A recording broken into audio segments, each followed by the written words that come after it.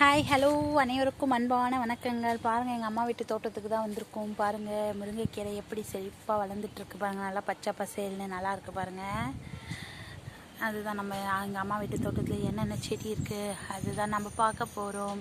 பாருங்கள், நெக்ஸ்ட்டு பார்த்திங்கன்னா நெல்லிக்காய் மரம். பாருங்கள், எப்படி கொலை கொலையாக நெல்லிக்காய் இருக்குது பாருங்கள். எவ்வளோ நெல்லிக்காய் இருக்குது பாருங்கள். எனக்கு தெரியுதுங்களா? அப்படி இருக்குது பாருங்கள். நெல்லிக்காயில் சீசத்து இருக்குது, சாப்பிட்டா உடம்புக்கு நல்லது. அங்கங்கே கொத்து கொத்தாக நெல்லிக்காய் இருக்குது பாருங்கள். மாதுளம் செடிக்கு தான் போகிறோம். இதை பாருங்கள், மாதுளம் பழம் குரங்கு தாங்க வைக்க மாட்டேங்குது, நிறைய இருக்குது.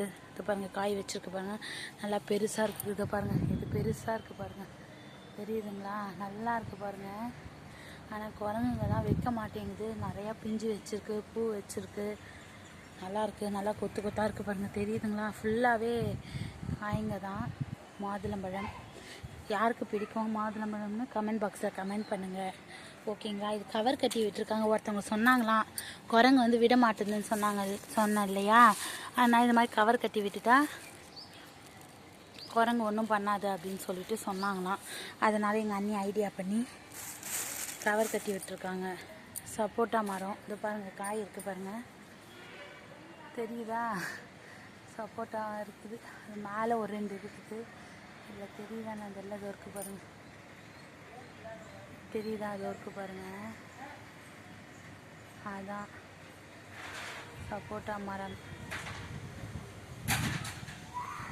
எலுமிச்சை செடி, இன்னும் காயெல்லாம் எதுவும் வைக்கலை, பட் எலுமிச்சை.